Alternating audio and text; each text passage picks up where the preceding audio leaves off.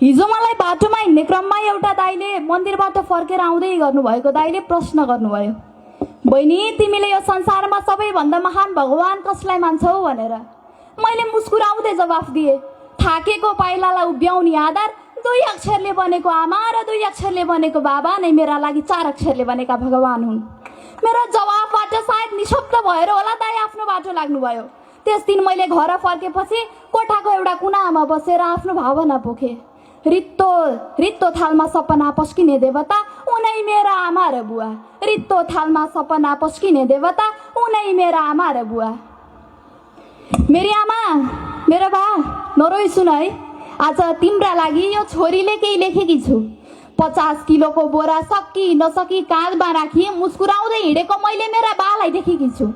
छिनेको चप्पलको भरमा दिनरात मेरै लागि मेलापात गरेको मैले मेरी आमालाई देखेकी छु। मैले मेरी आमालाई देखेकी छु। मेरी आमा, किन पिर्लिन्छौ? छोरी सानै छे, कहिले आउला सुखका दिन भनेर। उता देख्छु बालाई खुसी भएको, छोरी विदेश जाने दिन गरेर। उता बा पिँढीमा बसेर छोराभन्दा ठुली छोरी छे भनी सुखको आशमा बसेको देखेकी छु। म पनि त दिन रात मेहनत गरेर सपनाको झरीमा रुजेकी छु। कहिले बैंक त कहिले घर गाउँको साउ आउँदा टन्न पैसा कमाएर सुख दिनुपर्छ भन्ने जिम्मेवारी बुझेकी छु। पैसाको अभाव त तब बुझे जब आफ्नो आँखामा राख्दा पनि नबिजाउने सन्तानको छिट्टै भिसा लागोस् भनेर बा आमाले चाहना गरे। मन्दिर गई शिर झुकाई 2 हात जोडी ईश्वरको कामना गरे। सम्पूर्ण दुःख दर्दको सामना गरे।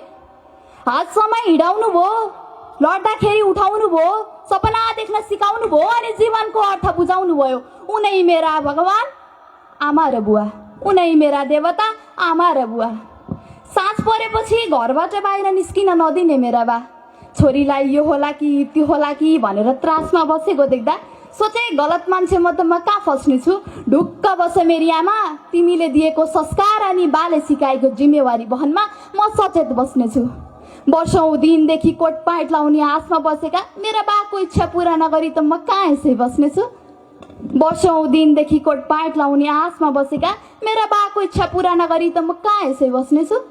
भन्छन् शत्रु खोज्न टाढा जानै पर्दैन भन्छन्, शत्रु खोज्न टाढा जानै पर्दैन भन्छन्। आफ्नै आफन्तले फलानाको छोरी यस्ती उस्ती त्यस्ती छोरी हुन भन्दा त नभएकै राम्रो भनेर कुरा काट्दा मन त दुख्छ होला नि है मेरी आमा, मेरो बा। तर बाचा गर्छु छोरी होस् त यस्तो होस् भन्ने अवश्य बनाउने छु। सुकेको पात जस्तो जीवनलाई केलाएर गाजा जस्तो अमूल्य बनाएर देखाउने छु। यति साहस बोकेर हिँडेकी छु भगवान, साथ दिनु है। तिम्रो अगाडि कुरा काटेर तिम्रो चित्त दुखाउनेलाई एक दिन म सफल भएर तिम्रै पाउ झुक्ने बनाउने छु।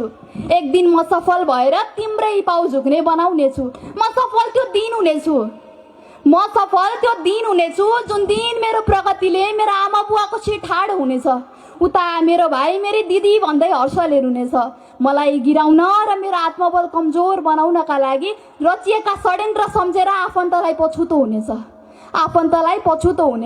मलाई त के छ र, म त कराइदिए भयो, जिद्दी गरिदिए भयो। वर्षै पछि चाडबाडै पछि नयाँ कपडा किनिदेऊ न आमा, नयाँ कपडा किनिदेऊ न बा भनिदिए भयो, रोइदिए भयो, कराइदिए भयो। तर झुट नबोली भन्छु, आजसम्म 5 वर्ष भयो मैले मेरो बुवाको नयाँ साथ मेरो दराजमा भेटेकी छैन। तर झुट नबोली भन्छु, मैले मेरी आमाले एउटै नयाँ चोली फेरेको देखेकी छैन। कतै घुम्न जाऊ न बा, घुम्न जाऊ न आमा, माइत जाऊ न आमा भन्छु। टन्न पैसा भए पो माइत जान मन लाग्छ छोरी भन्दै गुनासो गर्छौ नि। पर्खा आमा, यतिका दिनसम्म त दुःख गर्यौ, यतिका वर्षसम्म त दुःख गर्यौ, अब 2-4 वर्ष त हो। त्यसपछि धपक्कै गहनाले बालेर राख्छु त भन्दिन। तर घरमा ऋणको बोझाटाइ सुखको बास हुनेछ। कहिल्यै दुःखमा राख्दिन भनेर स्वप्न देखेकी छु मेरी आमा, मेरो बा। जबसम्म मेरो एकमुठी सास हुनेछ कहिल्यै दुःखमा राख्दिन भनेर स्वप्न देखेकी छु मेरी आमा, मेरो बा। जबसम्म मेरो एकमुठी सास हुनेछ। धन्यवाद।